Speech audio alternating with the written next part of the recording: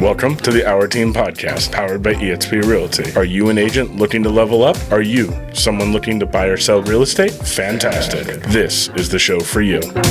Thank you for joining us on the Our Team Podcast. We are excited for another show today. I am very excited. Yeah. This is a topic that excites me, Brian. It does? It does. A lot of people would find this to be a very boring topic, but I have a quick story for you because Okay. it's just kind of fun. Okay. I was sitting with Eric Johnson at one of our local hangouts. It's the cigar shop. You've been there. I brought you there. Yeah. We're having a nice cigar. We're just chilling. Okay. And we were talking about all these topics that we wanted to kind of cover on the podcast. And this guy overhears us and says, you know what you guys should do? You should do a show, a topic on living in an HOA and how horrible it is to live in an HOA. Right? Okay. And I was like, wow. And he went on and on about how it's just the worst thing to live in an HOA. It was really a hot topic for him. Oh, okay. Because he was just getting bombarded by his HOA. I'm sure. I mean, weeds and some other things that were just, Yeah. So after listening to him rant, I said, you just gave me a great idea. I'm going to do a topic on how amazing it is to live in an HOA because it preserves values all these things. And he just looked at me like, what? And so I literally had a conversation with him about how here's why you should love living in an HOA. Okay. Where do you live? And he told me, and I was like, oh my gosh, I know exactly where you live. Can you imagine how that community would look if you didn't have an HOA? Because just below you where you live is the exact same homes without an HOA. And I said, what do you think of those neighborhoods? And he's like, oh yeah, they're pretty run down. Really? And I was like, So we just started talking about HOA. So I think we should probably talk quickly about the negatives of living in an HOA. A lot of people would think these things are negative. I put a quick list together just because I wanted to just stay, I didn't want this to be a 16-hour podcast. Right. Okay. Hit me. Yeah. I would say the disadvantages that a lot of people talk about and see if because you've worked in areas with HOA, so you tell me if this resonates with you. Okay. The payment, having that extra payment is a bummer. Of course. So that's probably one big disadvantage people look at. The administrative tasks and stuff like that they claim that there's so much of, and they're constantly raising them. Right. It can go up. Yep. Restrictive rules. Some people, they just don't want anyone else to be telling them like, I just bought this house. Don't you tell me I can't paint the garage purple. Right? Yeah. The lack of flexibility would be another one of just not really knowing, do I have to check in with them first before I repaint this or replace this or do anything in my yard? That's a big one. Yep. The disputes with HOA can be pretty gnarly. They can be pretty gnarly. And then one that I thought of that I don't really the best way to word this, but I'll just say like the power dynamics where you have an HOA, it's usually a group of people that live in the community. Yep. That basically they're on the board, right? Right. And let's say there's 10 board members or 8, whatever it is. Those folks sometimes can get pretty power hungry. Yes, I have seen that. And there's a disproportionate amount of favors and not favors. There's can be that kind of stuff that can pop up, where all of a sudden you realize that Cindy just did a custom garage that doesn't really match the community. Interesting. She's on the board at the HOA, right? Yeah. So I think it's those things. Can you think of any other things that would probably be a Debbie Downer for people that? The biggest one that I personally have encountered was when people think of an HOA, they think, okay, they own everything that's from my front fence forward. So my lawn, my plants, the color I paint my house, but everything behind that is mine. I can do whatever I want. Yeah. That's not the case sometimes. And people will build a spa, or they'll build a patio cover, or they'll put up a tree. And a ham radio antenna. Whatever they want. Yep. And then the HOA goes after them and they say, well, you can't do that. And then there's the big dispute of, well, that's my property line. That's within. And so that's one I can think of where it's that dispute, like you said, where you're not sure on some things. Yeah. So that leads to some big stuff. Well, you used to live you used to work at the Colony. I did. And that's probably where I think you're getting that too, because I know in the Colony, I've sold hundreds of homes over the years, listed, sold, and actually represented more buyers than anything there.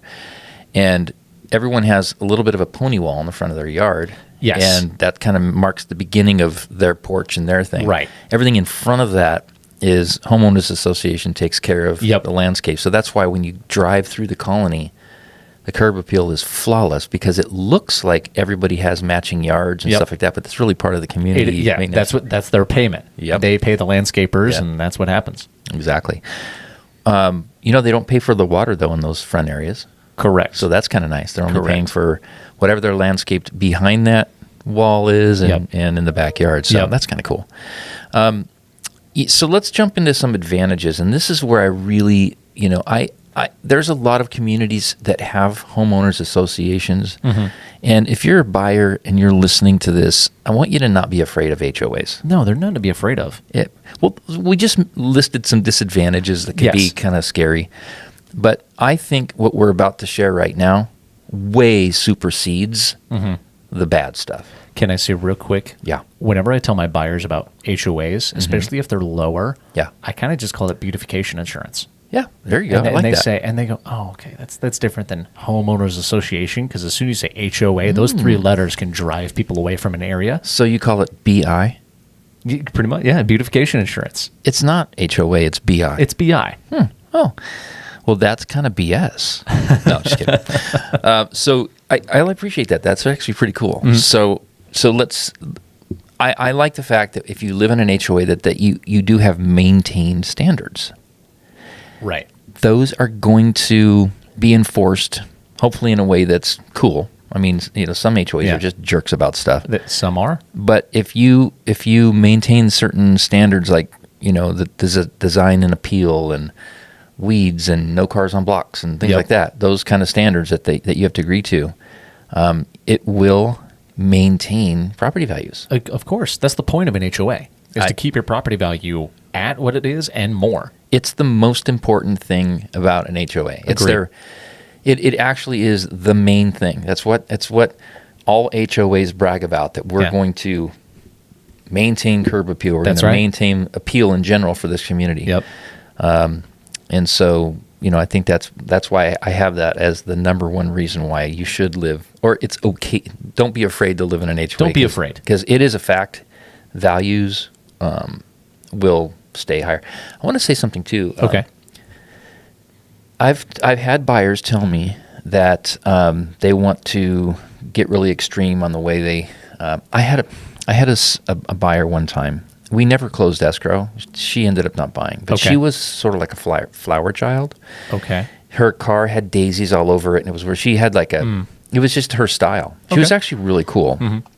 And she would wear these long flowing dresses, and they were like very rainbowy colors and crazy stuff. And her hair was all.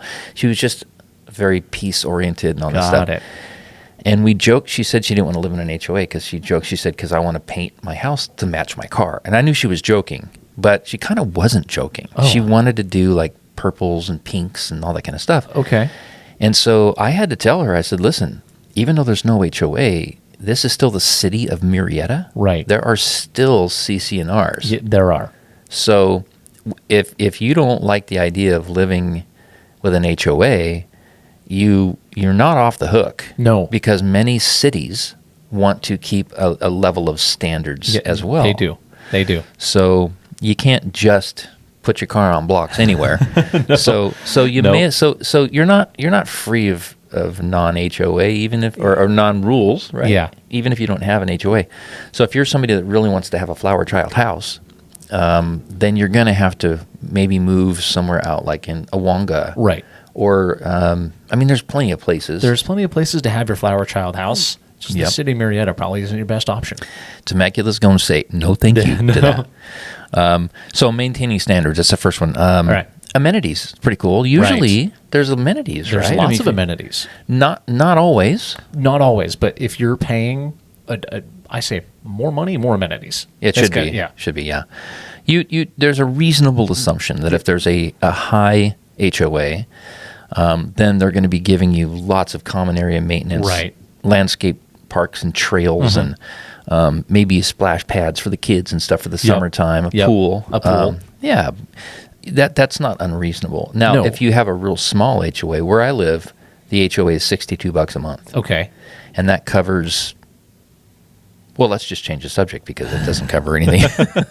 Do you not even have a park, or? We have 3 parks. Yeah. Okay. There's 3 parks. There's a couple of trails, things like that. Okay. But mostly it's just to ensure that there's, a high level of standards in the neighborhood. Beautification insurance. Beautification insurance. There you are. $62 a month for BI. Yep, I like that. That should come on the bill. Yep. So I also think another good reason to have an HOA is for disputes. If you have a real dispute with a neighbor, you can take it to the HOA and get a lot better results than taking it to the city. Yeah, because like you mentioned before, they have that board, which makes decisions, and there's usually a council or something for very specific things. That's right. Yeah. And you can, so if you fail to pay your HOA dues and you just ignore them or whatever, I mean, if you read the fine print when you bought that house, I mean, they could take your house. They can. You can. They can. It can be pretty scary. I've seen it. They can. Me too. Yes. So the other advantage is that you're cost sharing on a lot of things. Right. So an HOA is good for that. Takes a lot of the pressure off of just, one group of people having to pay for certain things that are, just good for their section of the community. So that's kind of cool. And then the other one, and I know we can think of more, but the fifth one that I came up with, thought of, was if you live in an area where there's an HOA, there's many times there's opportunity, like fun activities and stuff like that, whether it's the, movies in the park sponsored by or, the 3-legged races and the, the burlap bag thing and all that stuff, cornhole tournaments and stuff. Yeah.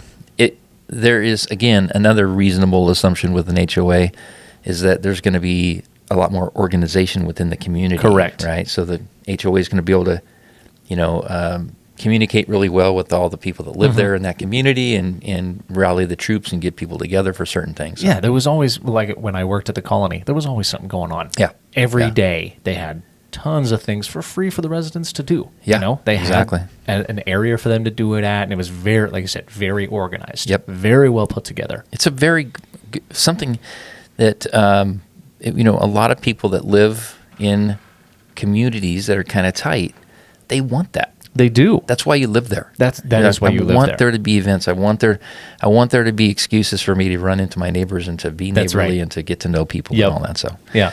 We experienced a little bit of that, and on the last, we did an event in our community when we did the dumpsters and donuts. Yes, right? That was huge success. That was huge, and I did not get permission from the HOA. Oh, I figured it would be easier to get forgiveness. But nobody's contacted us with anything other than thank you so much for doing it. That was really cool. Okay. By the way, we collected 80 yards. 80 yards. 80 yards. 2 40-yard dumpsters. Wow. We collected that. So I did a video explaining how great it was. And nice to meet you guys. And I'm so happy that we were able to remove 80 yards of junk. From your community. From this community. Yeah. And it's not winding out in the front yard. That's right. So anyway, those are 5 reasons I think living in an area with an HOA is not only it's a good thing. It is a good thing. I do understand with those who are listening right now saying, "Oh man, I don't want an HOA." But again, if you live in an area with an HOA, your values will maintain, and if you don't live in an area with an HOA, you still have rules and regulations anyway from the city. From the city. But not the micro, control. Right. So anyway, that's my take on it. Yeah. No, that's good. Those are all reasons that are great for living in an HOA. And yeah, like I said, the people who are listening who are very scared of that, or any buyers who may be going, well, I'm very wary because, well, my friend lives in an HOA and she can't paint her house, or my parents live in a gated community and they get ticketed for having an extra plant out. All HOAs are different. Yeah. But that's why we're here. Yeah. Is to figure out what that HOA, what it's like. Yep. Is it just a simple don't paint your house flowers? Or is it, don't leave trash out of the front, don't have a car on blocks? Yep. It's I think every HOA is a little bit different, but just having one in place usually results in much better values in the long run. I agree. So.